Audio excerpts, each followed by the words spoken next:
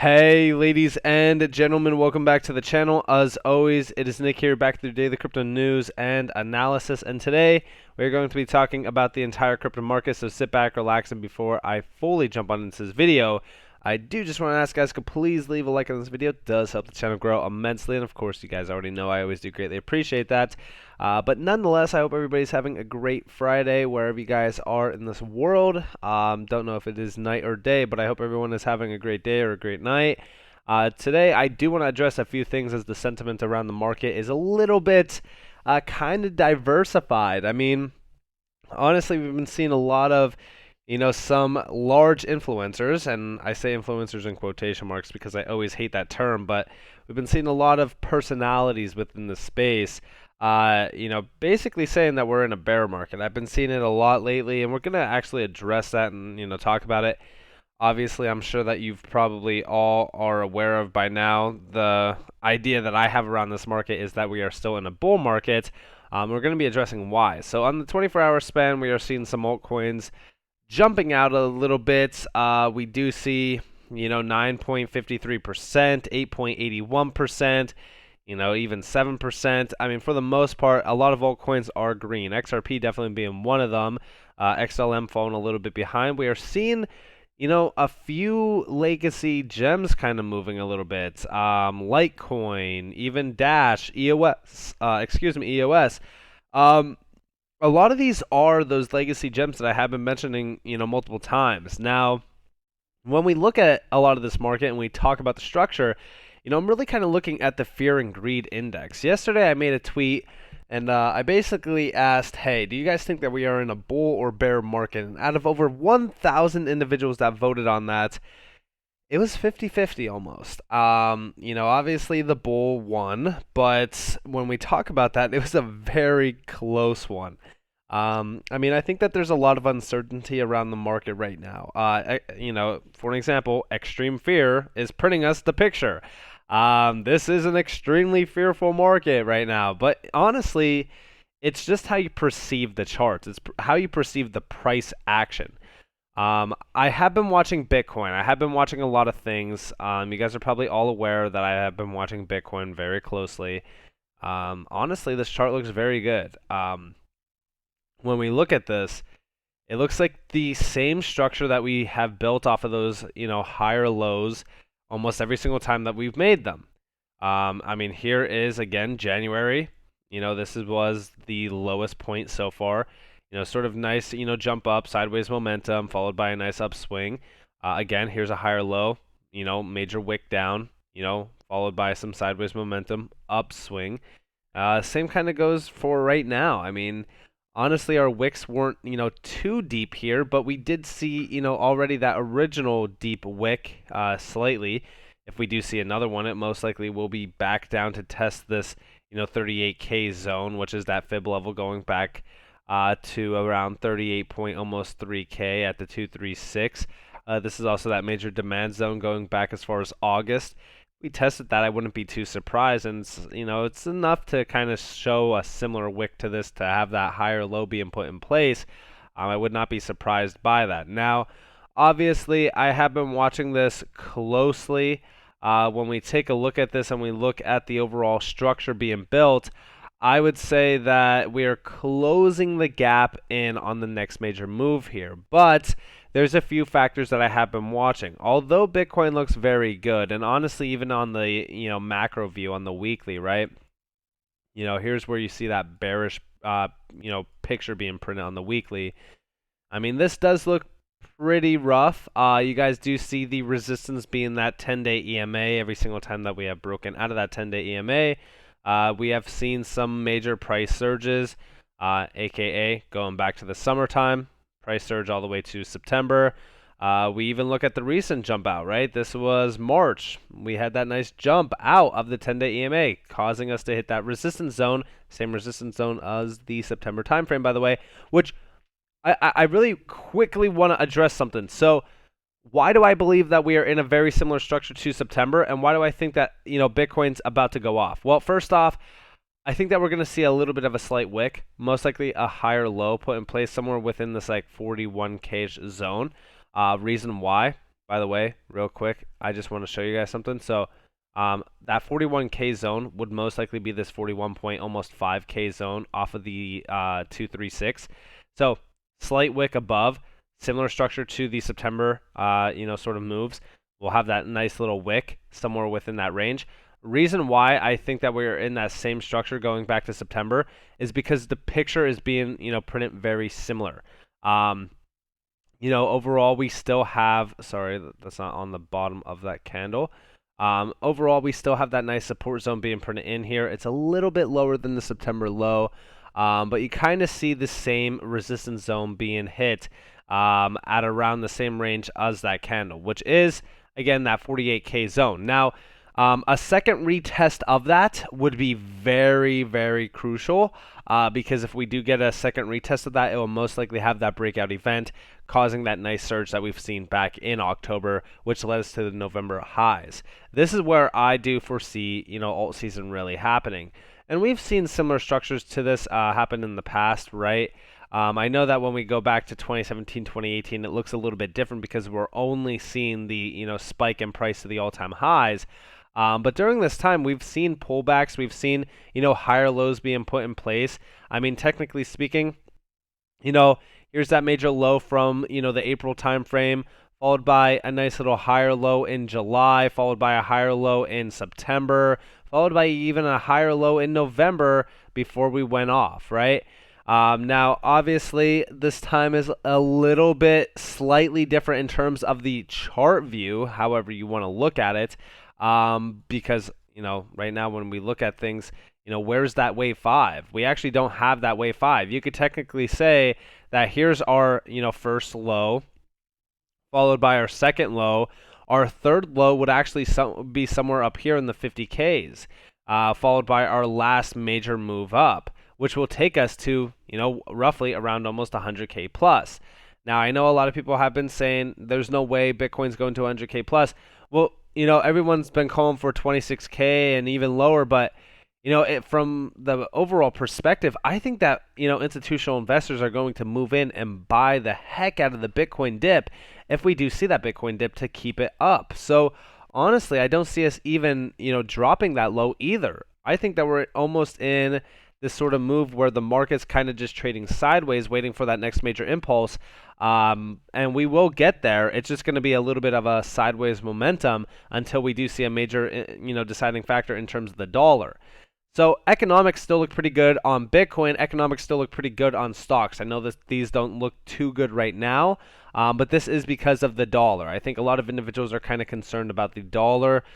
I already kind of printed out this picture yesterday. I kind of reiterated my view in my video from yesterday where I was saying, what if this is what we have to kind of wait for? What if this is what we're actually kind of watching for, where we have this nice impulsive move to really kind of reiterate those highs from, March of 2020, followed by that, sort of deep slide down, the 702 retest, or I think that, no, this is the 786, sorry. The 786 retest that we did see similar to the May 2020 timeframe. Then we see that massive dropping price will be below the 702 and the 618 with a retest slightly at around the 97.5 zone, which is the 618 retest, and then that's when we will see that major rejection down to again those 2018 lows. I'm watching this closely because the dollar should be nearing its local topping point. I've been saying that this is even, very close to its, local top. And the reason why I say this is that it's nearing its oversold levels before we've seen corrections before. Hence the correction a little bit around the March timeframe. This is where we've seen that retest of the 618. I'm going to be watching this closely because we could either, retest the 786 here or the 702. If we do retest one of them and they fail to hold, then we will see a major drop in value. Now, again, this is nearing those high levels. We've seen these high levels before. I mean, honestly, if we test the highs going back as far as even March of 2020, even February of 2020, that is a significant area that the dollar is kind of overbought, if you will, which is when you kind of want to de-risk yourself a little bit and kind of put yourself into risk on assets. But ultimately it's the deciding factor on what's going to happen next here. When I say, when you look at the dollar itself and you really kind of look at the economic view here, I would say the dollar is kind of a crucial area to watch for, especially if you are watching your altcoins right now.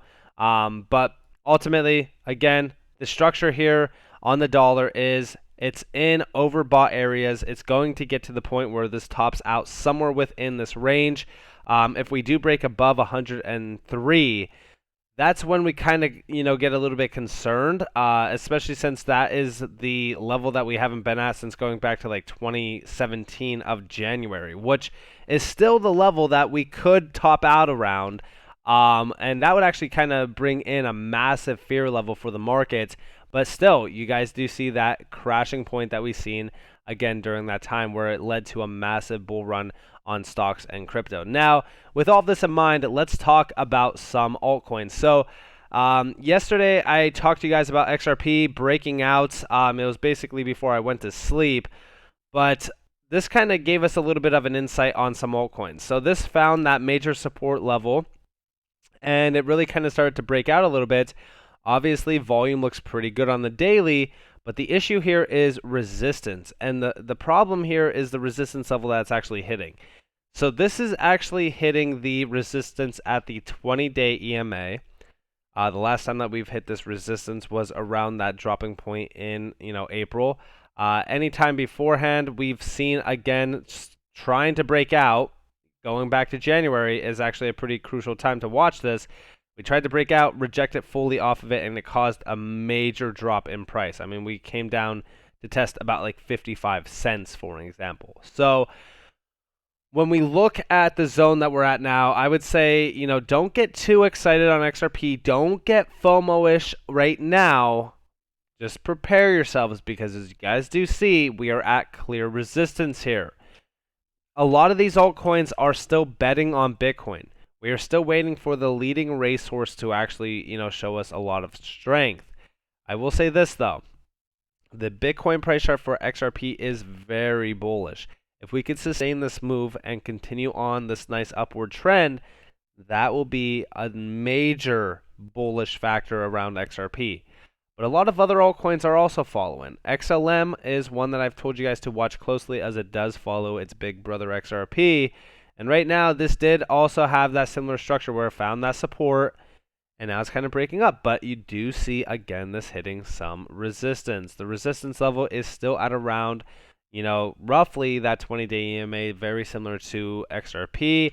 XLM's Bitcoin price chart really kind of putting us a little bit of a, the same, sort of picture. Obviously, this really needs to break out of that 200-day EMA, which is at about 560 sats. That's the level that we really kind of want to watch for in terms of the XLM price chart. Hbar, also very similar structure where it is finding that support. We're waiting for that nice impulsive move above these EMAs. Honestly, my target here is about like 25.5 cents. We need to break above that 200-day EMA for this to even be remotely bullish. Same with a lot of altcoins. They're very, very similar in terms of their structures. Now, QNT also looks like it's about to get that bottoming out stage. Sorry, I did not mean to move that bottom structure. This will most likely bottom out around support at around roughly $110, which we almost wicked down to. Make sure to prepare for wicks at around like the $105 range if we do get there. Now to really kind of just show you guys what alts are doing. So, when we look and compare XRP's USD chart. So let's really kind of look at this real quick. So here is the USD chart for XRP. Okay. And here is the total too. You guys see something very, very similar here? The fact that we are bottoming out at support ranges, having this nice sideways momentum, waiting for that impulsive move above the EMAs. And these are all tightening. You see all the EMAs forming together in this, major tightening spot. That means that the next major break above is going to be very, very crucial to watch, because that's where we will see a change of pace in this market. Now, it's not only the altcoin market, by the way. Here is the total. So, real quick, let's really kind of address this. Let's make sure that the fib levels are right. and really kind of look at this from the macro view. So here we have it. Now, obviously, are we going to go off of these summer lows? Technically, we shouldn't. We should go off of the lows that we recently have in place because it will kind of give us a better picture. We could either go off of this structure from the February 24th drop, which kind of shows us where we are currently, still kind of hitting resistance. I do kind of like to go off of the bottoming, candle wicks, which would be January. It is kind of in the middle of where we are now. You do see resistance being met up here, but again, these are still very, very different kind of viewpoints on not only the total crypto market, but also even like going back to like the total too.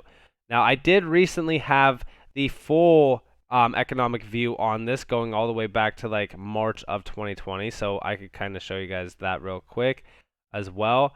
Now, this is where we did see a little bit of a different story. So, you still kind of see those, summer lows kind of being printed on the chart. And right now, right, this is the weird sort of, situation that we're kind of in.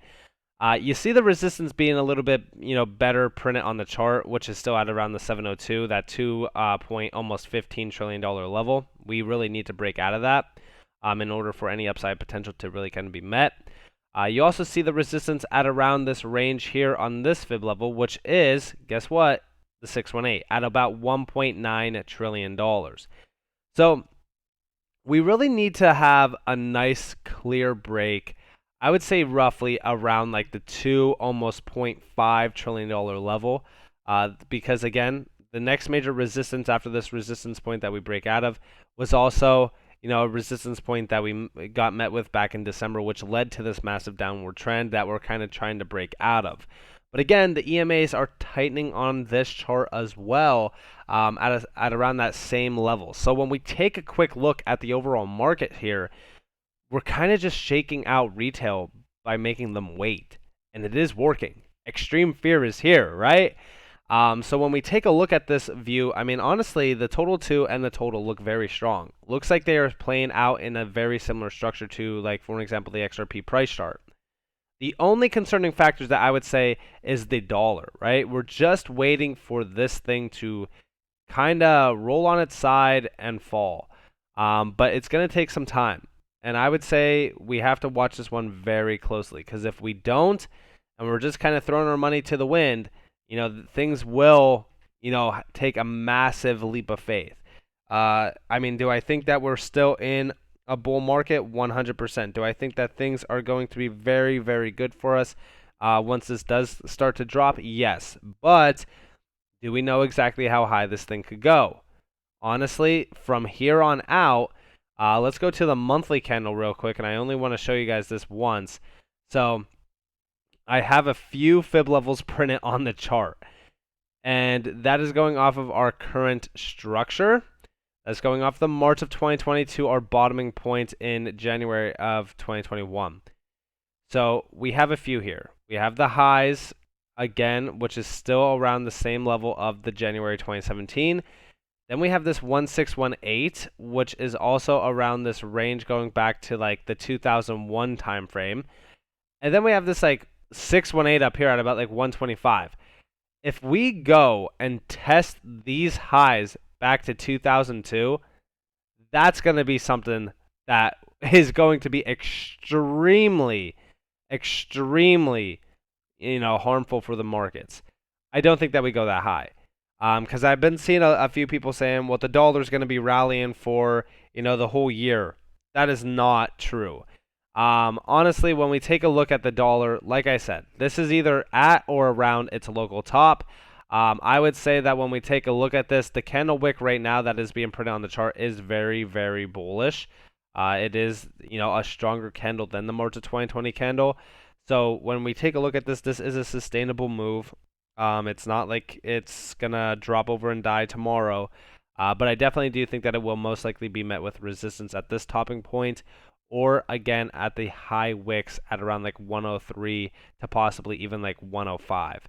So within this range up here, it could top out, or it could just hit this resistance zone at about the 103 level and then fold.